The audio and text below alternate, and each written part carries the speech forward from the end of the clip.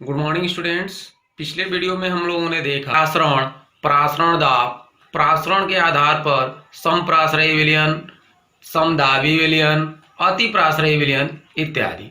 अब हम बात करेंगे प्रासरण दाब के नियम की। प्रासरण दाब के नियम के लिए बाल्टहाफ ने बायल्स और चार्ल्स के नियमों के आधार पर ही आदर्श गैस समीकरण की तरह आदर्श विलयन समीकरण की स्थापना की। उसके अनुसार सबसे पहले देखें बायल्स बाल्टहाफ नियम। बायल वांट हाफ नियम। इसको बायल्स का नियम आप लोग गैसीय नियम में पढ़े होंगे। बायल्स का नियम थोड़ा सा यहाँ परिवर्तन है। स्थिर ताप पर किसी विलयन का प्रासरण दाब P उस विलयन की सांद्रता C के समानुपाती होता है, अर्थात P प्रोपोर्शनल C, या P equal to K into C।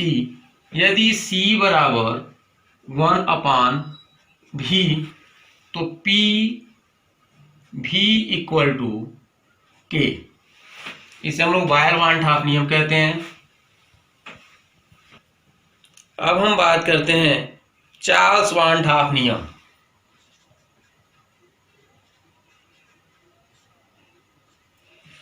Charles-volt-half नियम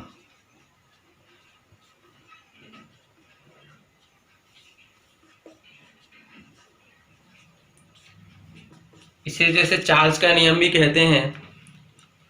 स्थिर सांद्रता पर किसी विलयन का प्रासरण दाब P उसके परम ताप T के समानुपाती होता है। कह रहे हैं कि स्थिर सांद्रता पर, सांद्रता क्या हो गई, कांस्टेंट हो गई, किसी विलयन का प्रासरण दाब P परम ताप T के समानुपाती होता है, या P बराबर K इंटू T, या P upon T equal to K।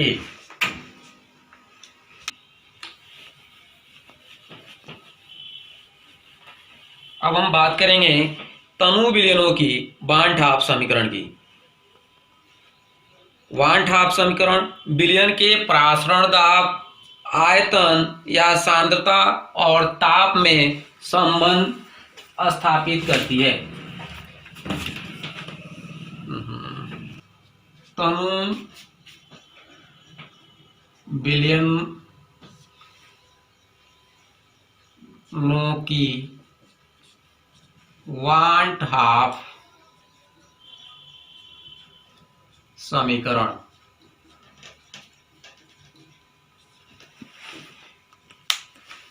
बायल-वाल्ट-हाफ समीकरण या वाल्ट-हाफ समीकरण तनु विलयनों के प्रासरण दाब, आयतन, सांद्रता और ताप में संबंध स्थापित करती है।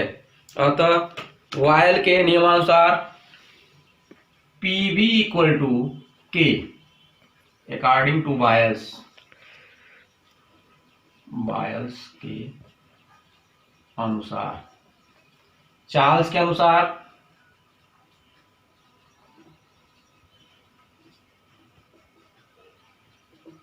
P upon T equal to K dash.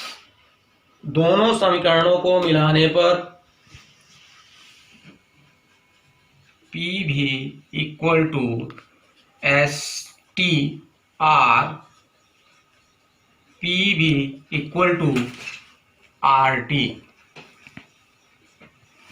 यह समीकरण उस समय लागू होती है जब विलेय के केवल 1 मोल उपस्थित हो।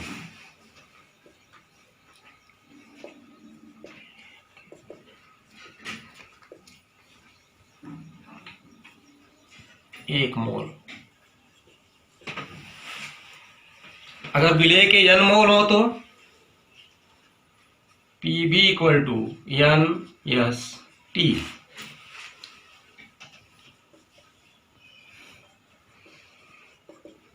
एन मोल के लिए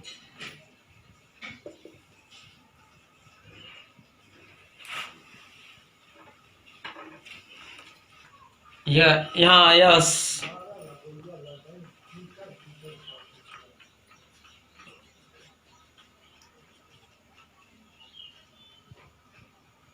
बिलियन स्थिरांक है।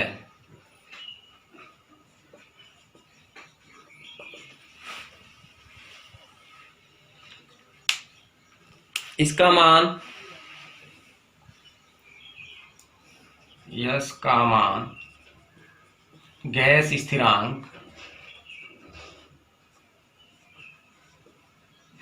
आर के मान के बराबर होता है।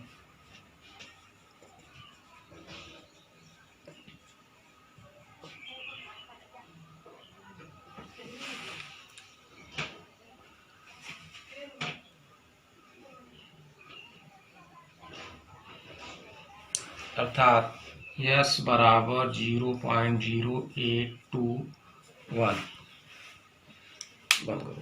वांट हाफ समीकरण की सीमाओं की। वांट हाफ समीकरण अवाष्पशील वैद्युत अपघट्यों के तनु विलयन साधारण परिस्थितियों में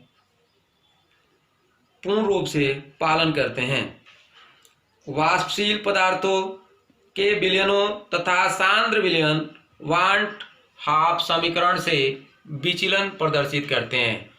तो नोट कर लेंगे पहला कि वाष्पशील पदार्थों के विलयन तथा सांद्र विलयन वांट हाफ समीकरण में से विचलन प्रदर्शित करते हैं।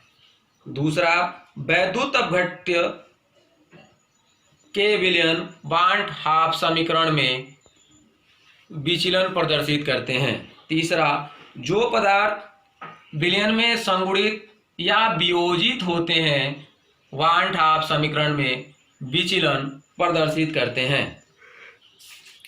अब बात कर लें हम वांट हाफ समीकरण के अनुप्रयोग की। वांट हाफ समीकरण के अनुप्रयोग।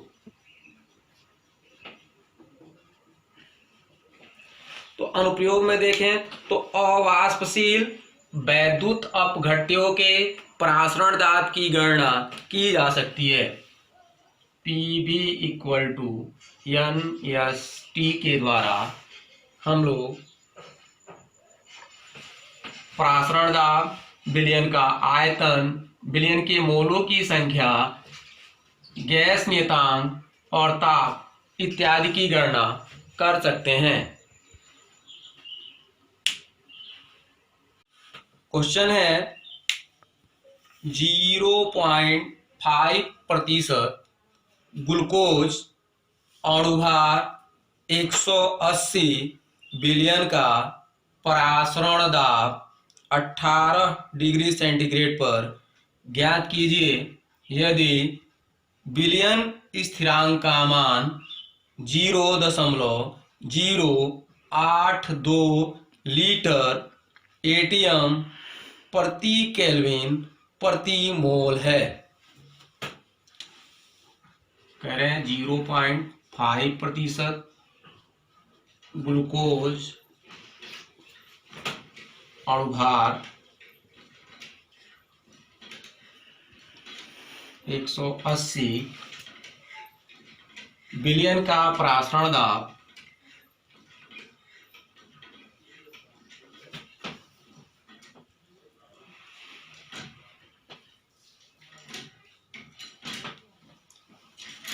18 डिग्री सेंटीग्रेड पर ज्ञात कीजिए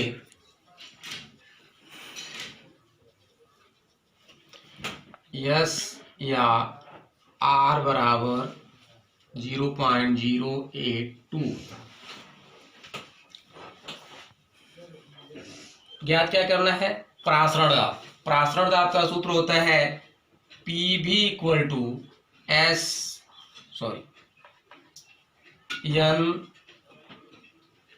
एस टी या NRT कह सकते हैं आप।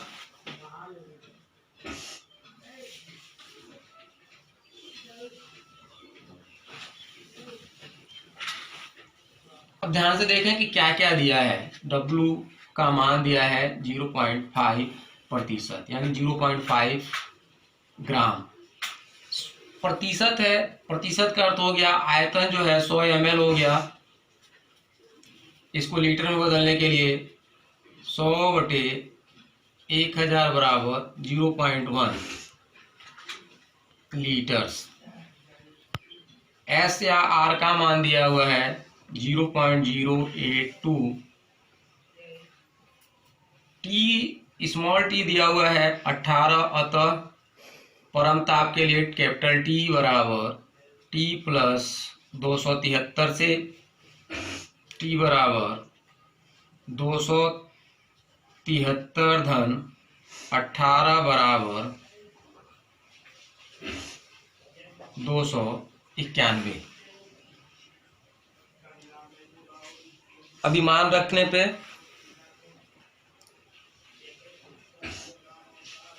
0.5 गुणे 0.082 इंटू 291/0.1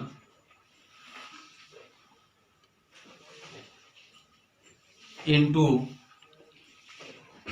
180, क्योंकि n बराबर W/m से। तो ग्लूकोज का अणुभार 180 है। कैलकुलेशन करेंगे तो ये आएगा 0.66 वायुमंडल या 0.66 ATM। Good morning students. जैसे आप लोग को बताए थे वान हाफ समीकरण और वान हाफ समीकरण की सीमाएं। वान हाफ समीकरण की सीमाओं में आपको बताया गया था कि जो विलयन में, जो वैद्युत अपघट्य विलयन में संगुणित या वियोजित होते हैं वो वान हाफ समीकरण से विचलन प्रदर्शित करते हैं। इस कमी को दूर करने के लिए वान हाफ समीकरण में एक नया फैक्टर जोड़ा गया जिसे कहते हैं वान हाफ गुणांक। तो कह सकते हैं कि किसी विलयन में किसी वैद्युत अपघट्य के संगुणन व वियोजन के बाद कणों की संख्या व पूर्ण कणों की संख्या के अनुपात को वान हाफ गुणांक I कहते हैं। परिभाषा नोट करेंगे। किसी विलयन में किसी वैद्युत अपघट्य के संगुणन व वियोजन के बाद कणों की संख्या व पूर्ण कणों की संख्या के अनुपात को वान हाफ कारक या वान हाफ गुणांक कहते हैं। इसे स्मॉल I से प्रदर्शित करते हैं। I बराबर वियोजन या संगुणन के बाद कणों की संख्या, वियोजन या संगुणन के बाद कणों की संख्या बटे वियोजन या संगुणन के पूर्ण कणों की संख्या। वियोजन या संगुणन के पूर्व कणों की संख्या, या I बराबर और सूत्र हो सकता है असामान्य अणुसंख गुणधर्म, असामान्य असामान्य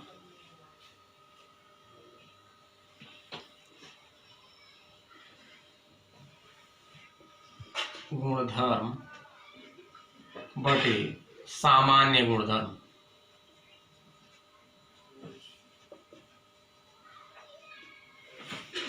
या सामान्य मोलर द्रव्यमान बटे असामान्य आणविक द्रव्यमान।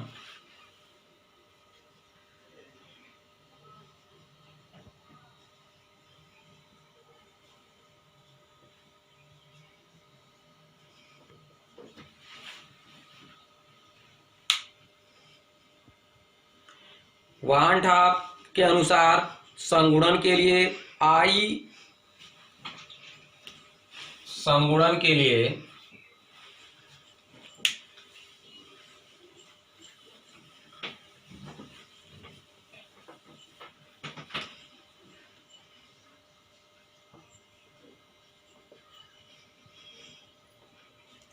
संगुणित हो रहे हैं, यानी अणु जो है क्या हो रहे हैं, कम हो रहे हैं, इसलिए I का मान लेस देन 1। संगुणित होने का मतलब क्या होता है, दो या दो से अधिक अणु इकट्ठा हो गए तो एक अणु में परिवर्तित हो गए, इसलिए I का मान हमेशा 1 से कम होता है। वियोजन के लिए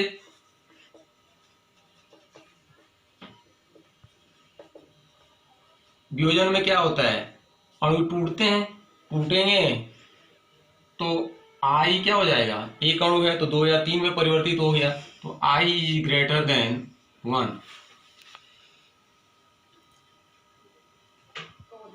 और जब संगुणन और वियोजन दोनों ही न हो रहा हो तब I बराबर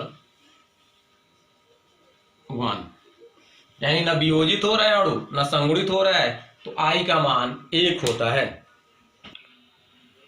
ध्यान दीजिएगा, वान ठाप गुणांक के आधार पर परिवर्तित अणुसंख्य आपेक्षिक गुण। आपको बताए थे कि जो विचलन प्रदर्शित करते हैं उनके जो विभिन्न प्रकार के अणुसंख्य गुण हैं, जैसे वाष्प दाब का आपेक्षिक अवनमन, क्वथनांक का उन्नयन, हिमांक का अवनमन, प्रासरण दाब, इनमें भी विचलन उत्पन्न हो जाता है।